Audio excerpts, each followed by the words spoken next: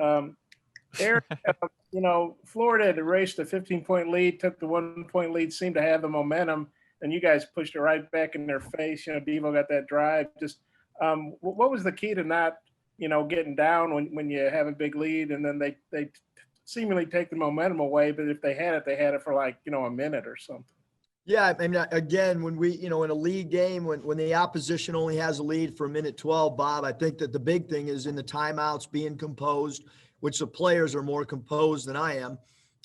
They did a really good job of keeping their composure going out. I mean, the big thing was just not turning the ball over and us getting a shot on goal. I think at times we tried to rush the ball up the floor too much, and they had some wolf steals from behind that, that caught us off guard. And it was just about, I thought we executed what we needed to do on both sides of the ball. I thought when they made the run for about a 2.5, 3 minute stretch, we just didn't defend at an elite level. We defended at a decent level, which you can't do against Florida. You have to defend at an elite level. And I thought we got back to doing that after 2 or 3 minutes. And then what do you think of that drive Devo had? Pretty much went coast to coast to give you the lead back for good. And just what do you think of his game overall? Phenomenal. I mean, he keeps getting better and better every game. I mean, his shot selection's good.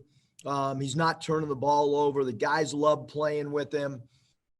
Defensively, he's a menace. He's all over the place. He gets loose balls. He rebounds his position. He had 5 rebounds tonight. He and Jalen, I mean, for freshmen, they just keep getting better. How about that drive? He went coast to coast to give you the lead back. I mean, you just kind of hold your breath when Devo's got the ball, and he just kind of figures out a way to slither to the rim and get by people. And it's not like I'm telling him to hold up. I mean, I don't know what he's going to do in there, but he's going to do something. Okay, I got a couple more, but I'll give it back to Mike. And sorry, I didn't hear my name called earlier. So you were only 2 seconds late, Bob. That's fine. It wasn't a 5-second call. Curtis. Hey, Coach, you take a look at the box score, and Justin Smith was all over it from the offensive side and the defensive side. I know you said that the Missouri game may have been his best in a Razorback uniform, but what do you think about his performance tonight?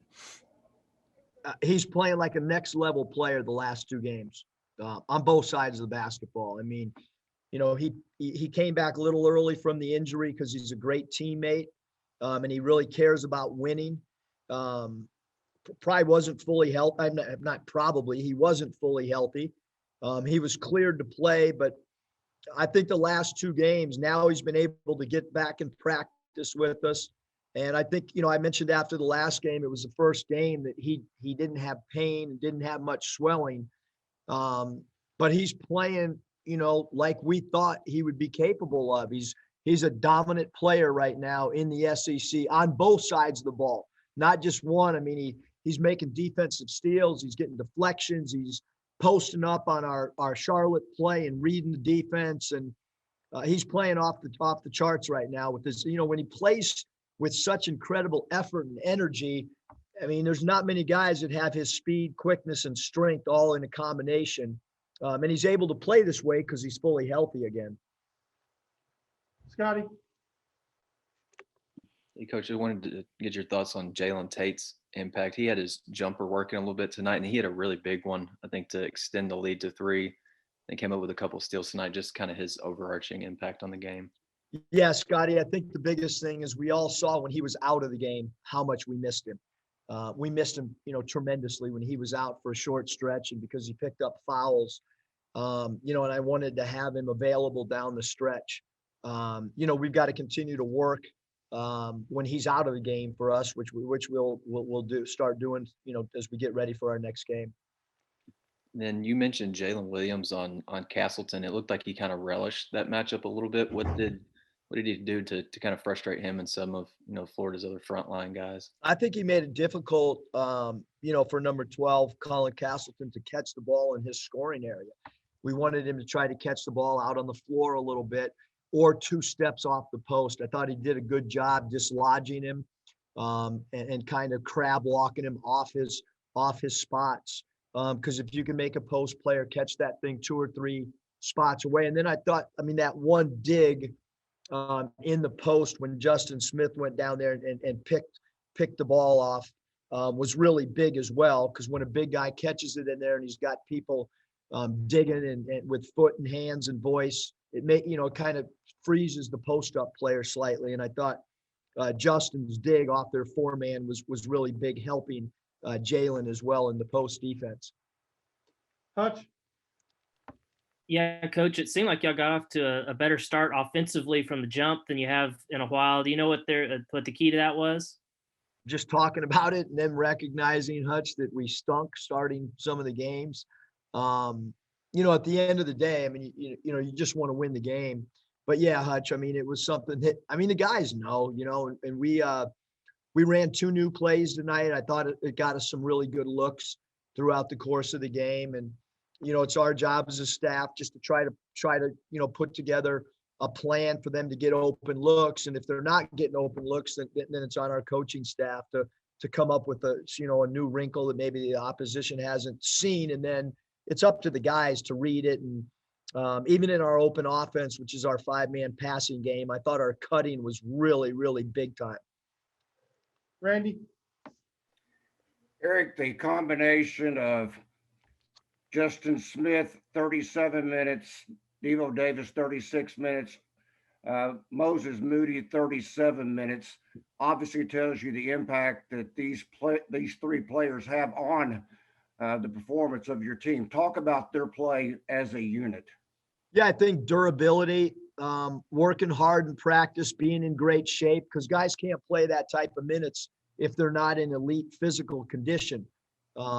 And it's no secret that I like to play guys that are rolling. I like to play them a lot of minutes. And it was hard for me to take those guys off the floor when the opposition maker with substitution. But certain guys, I'll sink and swim with. And that same group that kind of got discombobulated for 2 or 3 minutes dug themselves out of it as well. So those guys are so vital because they play both sides of the ball for us, Randy. One other question, Eric. The play of Jalen Williams tonight, 4 points, 2 of 2 from the free throw line, 10 rebounds. I had him with 1 block. They don't show a block, at least on my stat sheet. Talk about the overall play of Jalen Williams. Phenomenal. I mean, like we talked about his post defense, Randy, but for him to go in there and lead us in rebounds, I mean, he had 4 more rebounds than anybody else on the roster for us. You look at Florida's leading rebounders, and he had 2 more rebounds than anybody on Florida's team. And he did all that in 23 minutes. So he's an incredible, aggressive defensive rebounder, which is the key to any defensive team, is how well they can defensive rebound. And the big thing is he's just physical. Like, he enjoys getting in there and banging around. Some guys don't like contact. He seeks contact. Bob, final question. Yeah, Eric, some teams get ranked and then they lose. Last time Arkansas was ranked, they lost 2 games that next week. How big is that to defend the ranking, especially against a team that was 16-2 against Arkansas since 2009? Wow, that's not a real good record. No, it's not. No, I think our guys, they understood, like I heard from a little bird that they have their own group chat, and they were even talking about, hey, let's come to practice ready. I think the guys right now, they understand. Again, for having 4 freshmen on your roster and so many new faces, like, I think this group understood going into this game, like, we didn't want to be ranked and then lose the next game. And I talked to him and told him, at Nevada, that happened to us in I don't know if it was I think it must have been year 2 or 3, whatever, and we'd get in, we'd lose, we'd get out, we'd come back, win 3, and I said, hey, let's just worry about playing one game. Don't worry about the rankings. Just come in, be as focused as you can, worry about the next 40 minutes. Don't listen to anything outside our own locker room. The rankings are great. We're proud of that, but move on and just figure out a way to beat Florida. Now our focus has to turn to Texas A&M, and that's the only thing we really need to worry about. Thanks. Thanks, Coach Buck. Appreciate it.